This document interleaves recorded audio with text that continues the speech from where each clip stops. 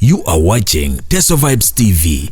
What happened is, Bobi Wine was performing, and then Chameleone had the hit song at that time. Even Bobi had a mini hit song, but Chameleone's song was really extremely too big.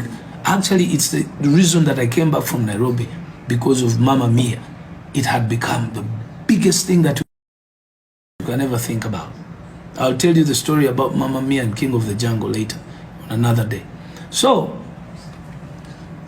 Bobi Wine is on stage performing. Chameleone comes to the gig.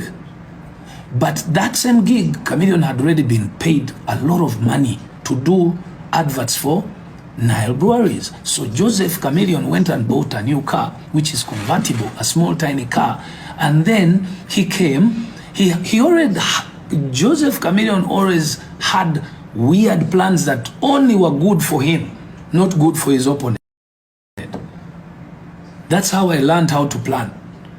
Because somehow, he just went and bought his car for just that one promotion. And then he drove the car to the audience. Now, the stage is this, and the audience is watching. So Chameleone comes with his car and drives it through the audience towards the stage, and it's convertible, and it's Jose Chameleone with the biggest hit song at that time in the most local audience that we had at that time. Do you know what that means? There's no single person on stage or in that audience stayed paying attention to Bobi Wine. The whole gig just went haywire on the big artist who had just arrived. So the guy couldn't continue to sing. They even asked him off stage. So that was now the birth of what they call the battle between Bobi Wine and Chameleone. Now, when Bobi Wine was crying backstage on that day after he left stage, he cried, and then he came to Kamocha. And the only person he could cry his tears on the shoulder was me. He came to the flats where I was living, knocked, told me the whole story and blah, blah, blah. But remember, I was already working with his elder brother, Eddie Away, and I was already recording in that studio of Eddie Away at Count Africa. That's where their home is.